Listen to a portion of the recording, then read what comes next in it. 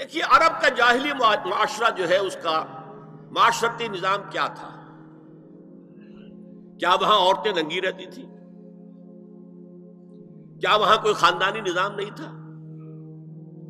یہ نہ سمجھیے کہ وہاں کوئی اس طرح کا معاملہ تھا کہ کوئی خلا تھا۔ نمبر ایک، ان کا قبائلی نظام بہت مضبوط تھا، اور جب قبائلی نظام مضبوط ہوتا تو خاندانی نظام بہت مستحکم ہوتا۔ قبیلہ خاندانوں کے مجموعے کا نام ہے نا۔ نمبر دو، شرفاء کی جو خواتین ہوتی تھی ان کے عام لباس کے علاوہ دو چیزیں اور ان کے استعمال میں رہتی تھی۔ ایک خمار، اوڑھنی، گھروں کے اندر وہ اوڑھنی اوڑھتی تھی۔ ایک جلباب، لمبی سی چادر کہ جب باہر نکلتی تھی تو اس میں اپنے پورے جسم کو لپیٹ لیتی تھی، لیکن چہرہ نہیں چھپاتی۔ یہ جلباب کا لفظ قرآن میں آیا، خمار کا خمرہن، جلابیبہن، یہ الفاظ انہیں معلوم تھے نا، ان کے زیر استعمال تھے نا، ورنہ کوئی نیا لفظ کہاں سے آ جاتا؟ تو جلباب اور خمار ان کے لباس کا حصہ تھا، گھر میں اوڑھنی، اور باہر نکلے تو ایک بڑی چادر میں اپنے آپ کو لپیٹ لے، لیکن چہرہ نہیں چھپانا، سر کے اوپر بھی ضروری نہیں ہے کہ کچھ شے ہو۔ البتہ نہ گھر کے اندر کوئی مخلوط اجتماعات کی کوئی پابندی تھی، مرد ہیں عورتیں ساتھ ہیں، بیٹھے باتیں ہو رہی ہیں، خوش گپیاں ہو رہی ہیں، کھانا کھا رہے ہیں ساتھ مل کر، جیسے آج ویسٹ میں ہے۔ اور نہ ہی اور باہر جو ہے کوئی مخلوط جو ان کے اجتماعات تھے ان کے اوپر کوئی پابندی تھی، ایک جو ہے مخلوط معاشرہ تھا۔ لیکن نمبر تین، وہاں ایک طبقہ تھا کنیزوں کا، کنیزیں، باندیاں، عام خادمائیں، انہیں جاریات بھی کہہ دیتے تھے، چھوکریاں۔ ان کا جو ہے معاملہ یہ تھا کہ ان کے لیے نہ کوئی جلباب تھی، نہ کوئی خمار تھا، یہ ننگے سر، ننگے منہ، چہرہ کھلا ہوا آتی تھی۔ لباس کے بھی کوئی بہت زیادہ ان کے کوڈ نہیں تھے، بے پردگی، عریانی، بے حیائی اور بے شرمی، یہ سب ان میں تھا۔ یہاں تک کہ ان کے آقا ان سے پروسٹیچیوشن بھی کرواتے تھے، جس کو کہ روکا ہے قرآن نے آ کر سورہ نور کے اندر۔ ذریعہ بناتے تھے آمدنی کا، میری کنیز ہے، کوئی اسے استعمال کرے، پیسے دے، کمائی ہے نا اس کی، میرے پاس آئے گی، میری کنیز۔ تو یہ پروسٹیچیوشن، قحبہ گری جو ہے یہ بھی ان کے اندر عام تھی۔ تو یہ دو طبقے ہو گئے، شرفاء کی خواتین اور یہ عام چھوکریاں، خادمائیں، باندیاں، کنیزیں، جاریات۔ اور ان سے چھیڑ چھاڑ کرنے کا لوگوں کو حق تھا۔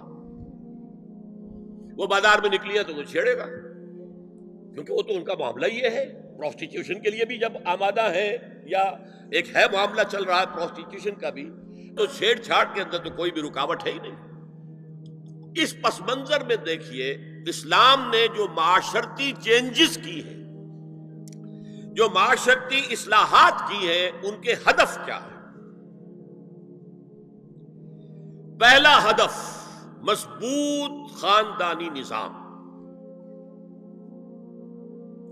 یہ خاندانی نظام شروع ہوتا ہے ایک مرد اور ایک عورت کے درمیان ازدواج سے، اور وہاں نکاح ہوتا تھا۔ ان دونوں کے درمیان جتنی محبت ہوگی، جتنا قرب ہوگا، جتنا باہمی اعتماد ہوگا، اتنا ہی خاندان مضبوط ہوگا۔ اس لیے کہ یہ فرسٹ ڈائمنشن ہے خاندان کی، شوہر اور بیوی۔ اب شوہر اور بیوی کو اللہ نے اولاد دے دی، second dimension has been added now. استحکام خاندان کے لیے ضروری ہے کہ اولاد والدین کا ادب کرے، ان کی خدمت کرے ان کے بڑھاپے میں۔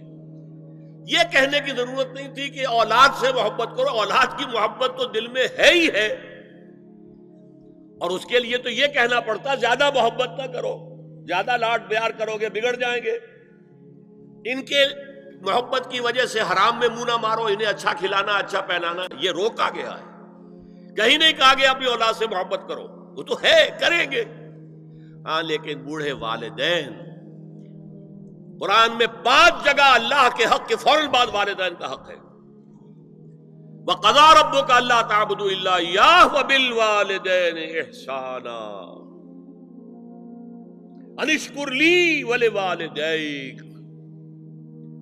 دیکھیے سورہ لقمان میں أَنِ اشْكُرْ لِي، شکر کرو میرا، میں خالق ہوں تمہارا، رب ہوں تمہارا، وَلِوَالِدَيْكَ، اور اپنے والدین کا، کیونکہ وہ ذریعہ بنے ہیں تمہارے اس دنیا میں آنے کے.